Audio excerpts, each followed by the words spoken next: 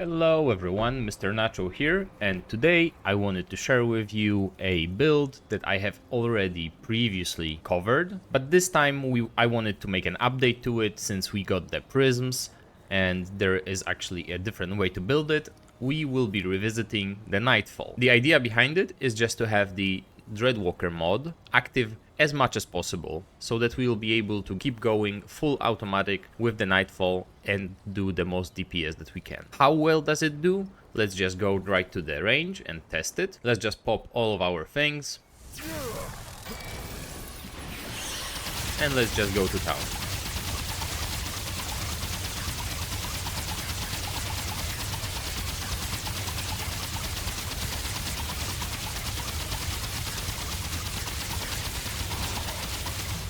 As you can see, we have it back up already, and the Gunslinger ability, the Bullet Storm, is still going.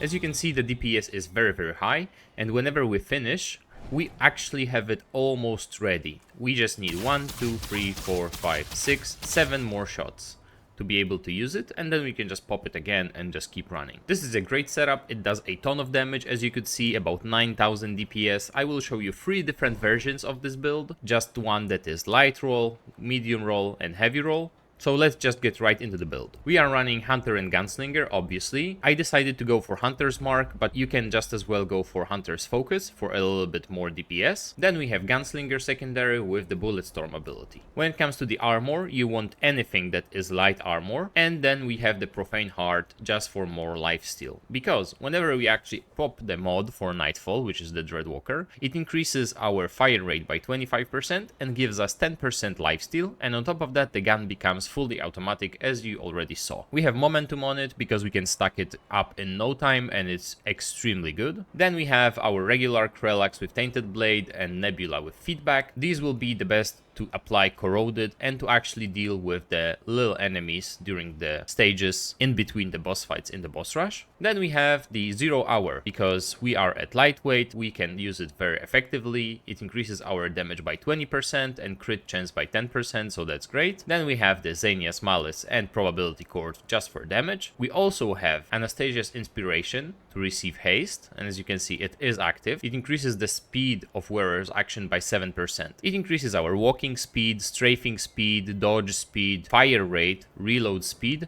It increases the speed where we activate our abilities, and it's overall very good. The last ring that we have, and this is the ring that actually allows us to use the mod effectively and almost all the time, is the Leaking Gemstone. It allows for 20% of mod power generation to continue during an active mod. It is extremely powerful because we can just keep going full auto with the Dreadwalker. When it comes to our traits, we have Longshot and Ammo Reserves. Ammo Reserves are useless because we will be popping the mod and it gives us infinite ammo anyway, but the Longshot is nice. Then we have Fortify to get a little bit more out of our armor even though we are at lightweight. We have Gifted to increase our skill duration by 30%, and as you can see, the Bullet Storm will actually last 29 seconds, which is absolutely insane, and the Hunter's Mark lasts 36.2 seconds, but we can easily prolong it with weak spot hits. The mod itself will last 15 seconds, so we can actually fit 2 Dreadwalkers into the Bullet Storm perfectly. Then we have Swiftness to increase our speed by 7.5%, because this is all of the leftover points that we had, so we just spent it in Swiftness, but you are welcome to spend it anywhere you please. Then we have 1 point into Regrowth,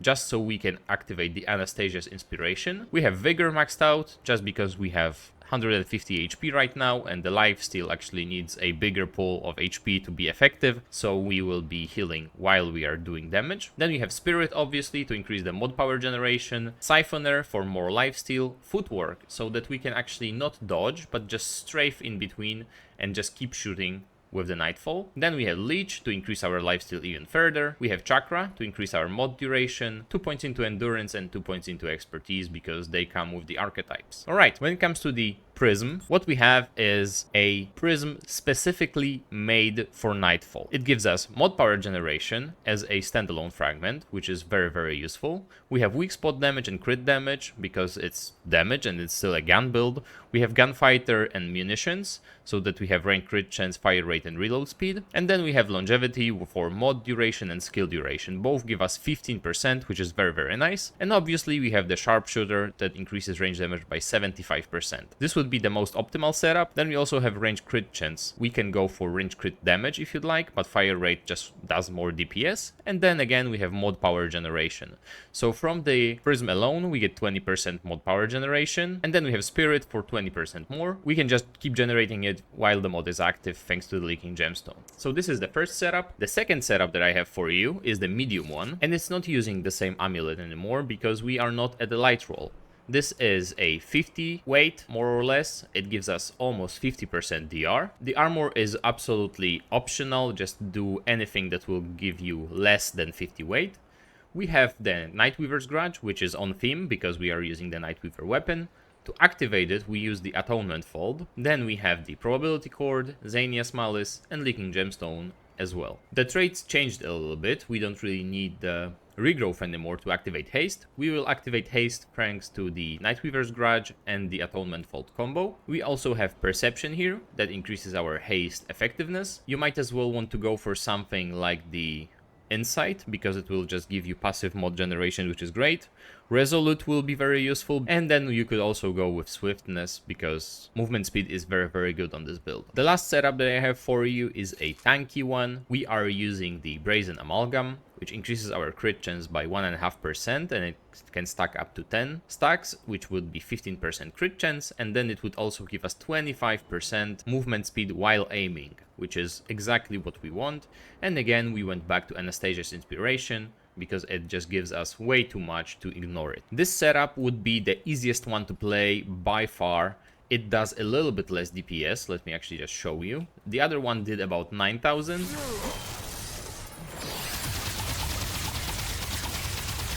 And this one is closer to 8. We went to 8.5, but as you can see, it still does a ton of damage and is extremely easy to play.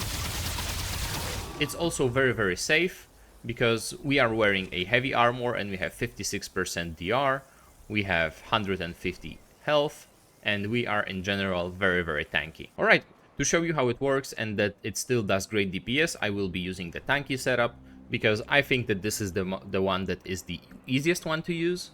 But if you just want this marginal increase in the DPS, just go for any of the other two setups. Let's just go straight into the boss rush and see how it works. Alright, it seems like we got the Magister lane. Let's see how we can do.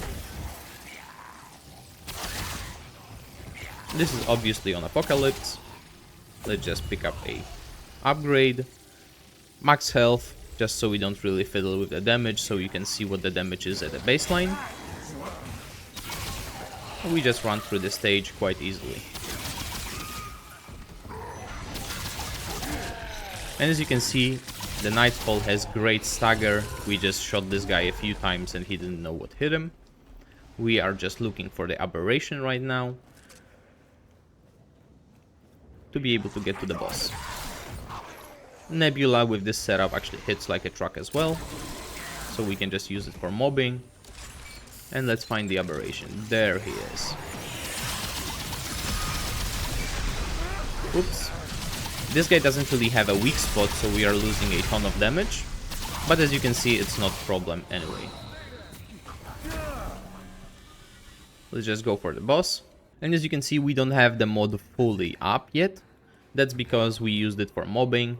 It's supposed to be fully up whenever you are fighting a boss. So we will show you this trust right now. This guy can't be corroded, so he will take a little bit less damage, but still we want our Nebula to go on, and we activate it and we just go to town.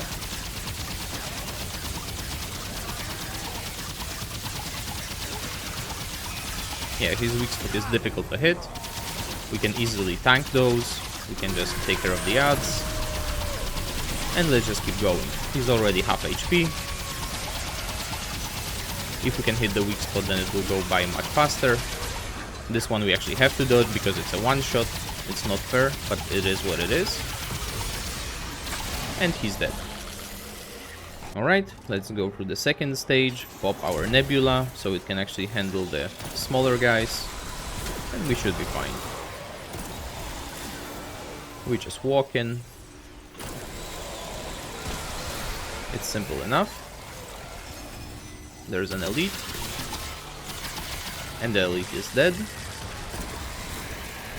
We are just looking for the aberration right now, but we have to kill the enemies first. And the VFX is bugging out, that's fine. Let's just activate Nebula again. And the aberration should spawn any second right now. Alright, it's somewhere, there it is. Okay, let's just pop the mod. He has the weak spot on his chest somewhere, I'm not sure where, but he's dead. And we can go to the boss. Let's just pop the fairy needle to get some of our mod back. We'll just get it back with a few shots anyway, but it's better to have it more of it than less. Let's try to stagger him while he's coming at us. Pop the Nebula. We don't have the Hunter's Mark, but that's okay, we don't really need it. We got stuck in the corner, that's fine as well. Let's just try to explode him. And just do as much damage as possible.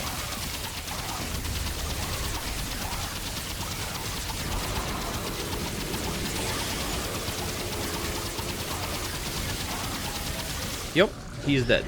The stagger on this weapon is absolutely insane. I don't know how this made it into the game, but it is what it is. Also, if you can get the mod build up, then it will just straight up benefit you. It's very, very good in the boss rush. Let's just go for the final stage and the final boss. Alright. Let's pop Nebula so it will defend us. And movement speed, bonus movement speed, always very, very good. Let's see what we get. I hope that this will be Ravager and not Lydusa, but if it is Lydusa, then you will have a great showcase that this build can handle anything. And if it's Ravager, then it will just fall over in a matter of seconds.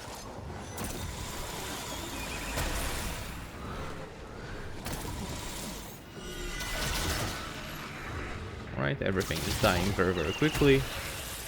We are just running around, zoom in, looking for more enemies.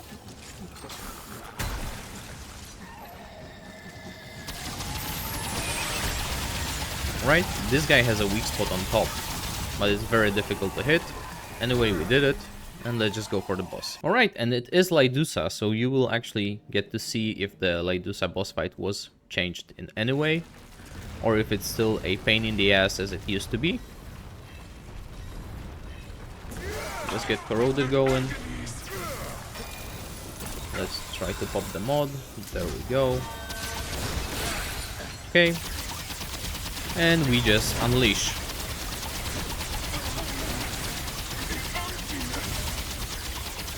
This target is quite far away, so we need to lead the target, because this gun has projectile travel time. It's not a hit scan weapon, but that's fine as well. We actually want to dodge those, even though we lose our stacks. This can actually hit pretty hard.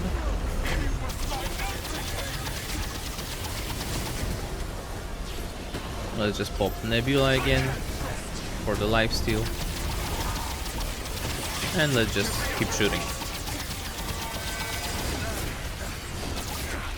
As you can see, we are taking a lot of damage, but we are healing it right back up. We don't really care about it.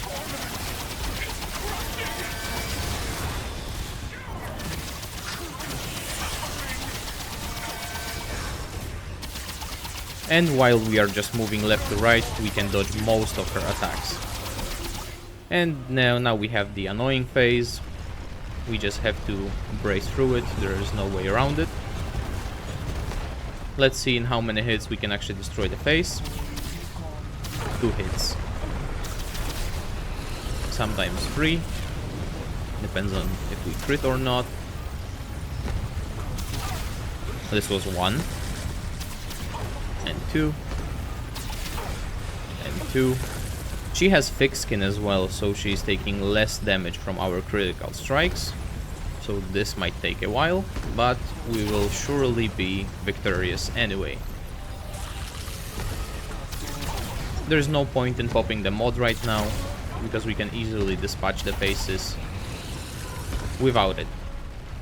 And we will need as much damage as we can get for the end phase, because it's just a DPS check, so we don't want to fall short. Alright, they actually seem to have improved it, because it's going by much faster than it used to. And there it is. Just stay in place, please, and die. Alright, so this was the showcase of the tank setup that we have. The other ones just do more damage, but they're a little bit less tanky. As you can see, we did 436,000 damage, which was very nice. We did the entire boss rush in 8.5 minutes with the tank setup, which is not something that I can complain about. A little bit of XP, and let's just go back to the ward. Alright, so this was the showcase. Again, this build was just a refreshed setup. I have actually covered a similar setup in the past that was made by Hiccup251. I will just post the link to the old setup in the description below. I actually did a video on it as well, where I was reviewing the toolkit builds. He was actually utilizing Bullet Weaver and Boar and other things, so if you are interested in this setup, then just go there and have a look. But if you like this one, then there it is. I will post a link to this build as well in the description below. Anyway, thanks so much for watching. I hope that you enjoyed the showcase, and as always, have a great day.